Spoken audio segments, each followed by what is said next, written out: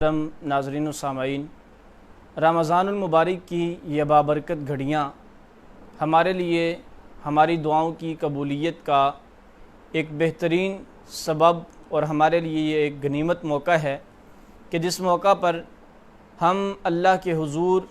اپنی دعاؤں اور التجاؤں کو قبولیت بخشوا سکتے ہیں۔ پچھلے سیشن میں نے دعا کی اہمیت، ضرورت اور فضیلت کے حوالے سے چند ایک چیزیں آپ کے گوش گزار کی تھیں۔ اب سوال یہ ہے کہ دعا مانگنے کا ایسا کون سا مسنون طریقہ ہے جس کو اختیار کرنے سے دعا کی قبولیت میں کسی قسم کا کوئی بھی شک باقی نہ رہے۔ تو اس کے لیے سب سے پہلی بات یہ ہے کہ جب آپ دعا مانگنے کے لیے اللہ تعالیٰ کے حضور تشریف لائیں تو آپ باوضو ہو کر دعا کیجیے۔ وضو کی برکت سے آپ کے جو گناہ ہیں وہ جھڑ جائیں گے، آپ کو گناہوں سے پاک اور صاف کر دیا جائے گا اور آپ پاکیزہ ہو جائیں گے۔ اس کے بعد پاکیزہ جگہ پر پاکیزہ لباس میں اللہ کے حضور اس طرح دعا گو ہوئیے کہ آپ عاجزی اور انکساری کے جذبات کے ساتھ اپنے دونوں ہاتھوں کو یوں اللہ رب العزت کے سامنے پھیلا دیجیے۔ یہ ہاتھ اٹھا کر دعا کرنا دعا کے آداب میں شامل ہے، اور وہ حدیث اس کو مزید تقویت بخشتی ہے کہ جب انسان اللہ تعالیٰ کے حضور ہاتھوں کو پھیلا کر دعا کرتا ہے تو اللہ تعالیٰ شرم محسوس کرتے ہیں کہ اس کے ہاتھوں کو خالی واپس لوٹائیں۔ یعنی اگر آپ چاہتے ہیں کہ آپ کی دعا قبول ہو تو آپ اللہ تعالیٰ سے ہاتھ اٹھا کر مانگیے، کیونکہ اس میں ایک تو عاجزی اور انکساری کا اظہار زیادہ ہوتا ہے،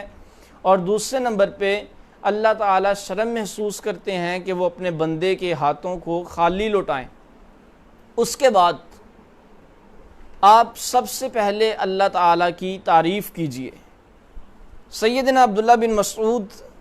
رضی اللہ تعالیٰ عنہ کہتے ہیں کہ میں نماز پڑھ رہا تھا، نبی صلی اللہ علیہ وسلم، ابو بکر اور سیدنا عمر فاروق رضی اللہ تعالیٰ عنہما ایک ساتھ تھے۔ جب میں بیٹھا تو میں نے اللہ تعالیٰ کی حمد و ثنا کی، اللہ کی تعریف کی، اور پھر اس کے بعد نبی کریم صلی اللہ علیہ وآلہ وسلم کی ذات طیبہ پر درود بھیجا تو آپ علیہ الصلاۃ والسلام فرمانے لگے، پھر میں نے اپنے لیے یعنی اللہ کی حمد و ثنا اور نبی کریم صلی اللہ علیہ وسلم پر درود بھیجنے کے بعد میں نے اپنے لیے دعا کی تو آپ علیہ الصلاۃ والسلام نے فرمایا کہ مانگو عطا کیا جائے گا، مانگو عطا کیا جائے گا۔ یہ کلمات آپ نے 2 مرتبہ ارشاد فرمائے۔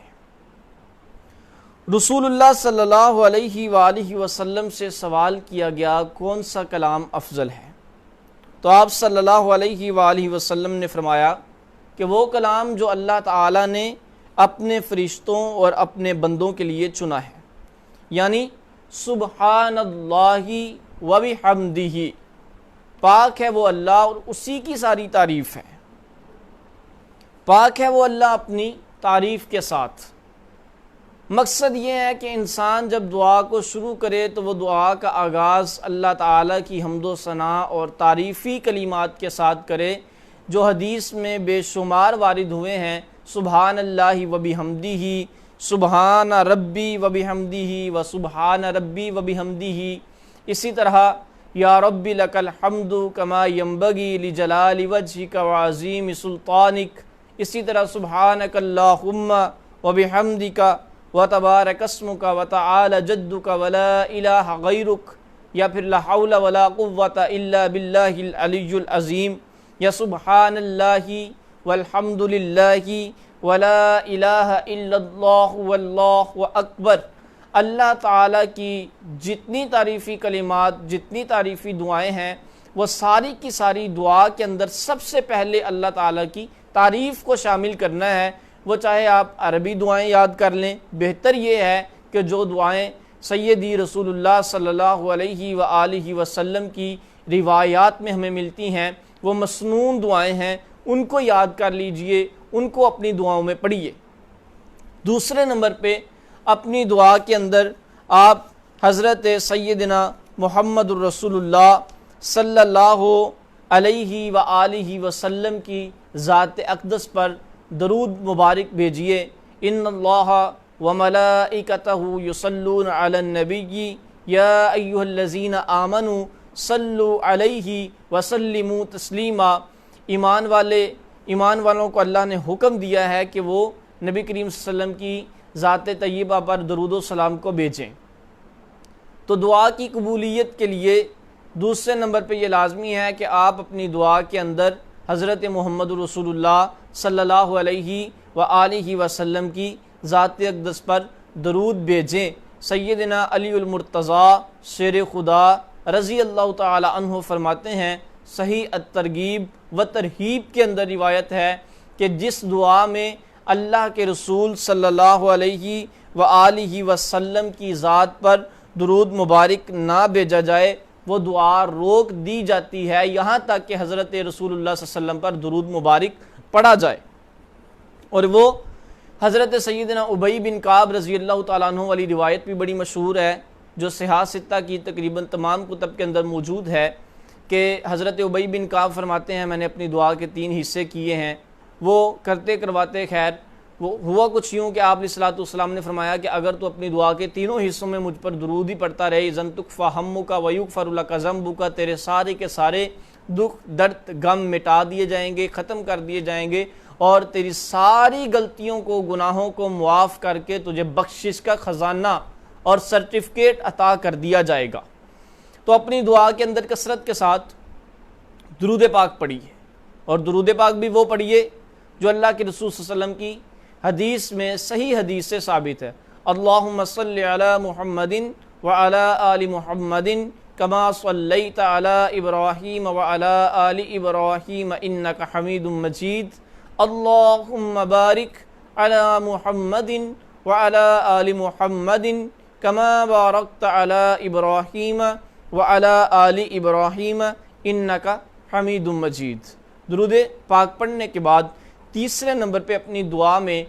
سب سے پہلے یعنی اللہ کی تعریف اور حمد و ثنا کے بعد، دوسرے نمبر پہ نبی کریم صلی اللہ علیہ وسلم کی ذات پر درود پاک پڑھنے کے بعد، تیسرے نمبر پہ سب سے پہلے اللہ تعالیٰ سے اپنے گناہوں کی بخشش کو طلب کیجئے، کیونکہ جب آپ نے اپنے گناہوں کی بخشش کا سوال کر لیا، اپنی غلطی کا اعتراف کر لیا، آپ گناہوں سے پاک اور صاف کر دیے گئے، تو پھر آپ کے اور اللہ تعالیٰ کے درمیان قربت کی راہ مزید ہموار ہو جائے گی اور آپ کی دعا زیادہ قبولیت کے رستے پر مائل ہو جائے گی۔ اور اپنے گناہوں کی بخشش اور معافی کے لیے سب سے بہترین دعا وہ ہے جو سیدنا یونس علیہ السلام نے مچھلی کے پیٹ میں لاک ڈاؤن کے اندر پڑھی، لا الہ الا انت سبحانک انی کنت من الظالمین۔ اللہ تو پاک ہے، یا اللہ تیری بڑی رحمتیں ہیں، تیرے بڑے فضل و کرم ہے، اللہ میں ہی ظالم ہوں، میری گناہ ہیں، میری غلطیاں ہیں، مجھ میں کمیاں ہیں، مجھ میں کوتاہیاں ہیں، ساری کمزوریاں میری اپنی ہیں، تیری ذات بڑی بلند و بالا ہے، تیری ذات بڑی عظیم ہے، تیری رحمتیں بڑی وسیع ہیں۔ اور اس کے بعد دوسرے نمبر پہ اپنے گناہوں کی بخشش کے لیے بہترین قرآنی دعاؤں میں سے وہ سیدنا آدم علیہ السلام نے جب ان کو جنت سے نکال دیا گیا شجر ممنوعہ کے قریب جانے اور اس کا ذائقہ چکھنے کی بنا پر جب ان کو جنت سے نکال دیا گیا تو انہوں نے جو دعا پڑھی، ربنا ظلمنا انفسنا وان لم تغفر لنا وترحمنا لنکونن من الخاسرین، یہ دعائیں پڑھیے۔ اسی طرح چوتھے نمبر پہ رب ارحمہما کما ربیانی صغیرا، اپنے والدین کے لیے دعائیں کیجئے۔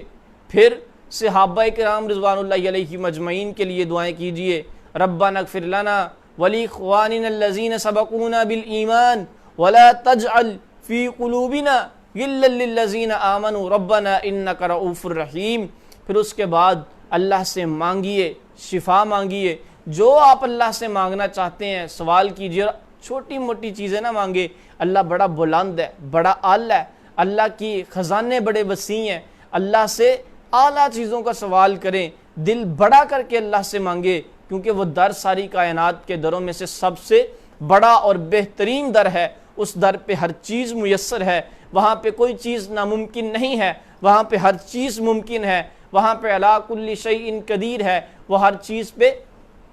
قدرت رکھنے والا ہے۔ اس سے